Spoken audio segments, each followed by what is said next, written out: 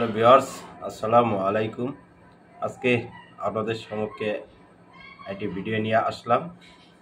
যেমন ধরুন, আপনার বাসায় একটি বন্ধ মোবাইল ফোনের সিম আছে, কিন্তু আপনি জানেন না এই সিমটি কার নামে রেজিস্ট্রেশন করা আছে।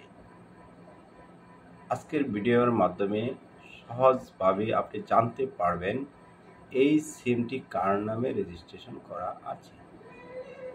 সেটার জন্য আপনাকে যে কাজটা করতে হবে তা হলো, আপনার মোবাইলের ডায়াল কলে গিয়ে *1600001# লিখে আপনি শুধু ডায়াল করেন। তারপর দেখবেন একটি SMS চলে আসবে। SMS-এ গিয়ে আপনার NID-র লাস্ট 4 ডিজিট লিখেন এবং সেন্ড করেন। তাহলে দেখতে পারবেন আপনার NID দিয়ে কয়টি সিম রেজিস্ট্রেশন করা হয়েছে।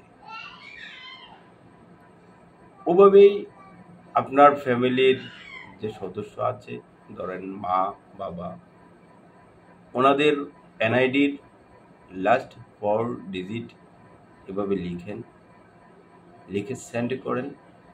তাহলে দেখতে পারবেন আপনার অথবা আপনার মা অথবা আপনার বাবার NID দিয়ে কয়টি সিম রেজিস্ট্রেশন করা হয়েছে এবং ওই বন্ধ সিম নাম্বারটি কার, আপনি তখনই সহজেই বুঝতে পারবেন। ধন্যবাদ সাথে থাকার জন্য।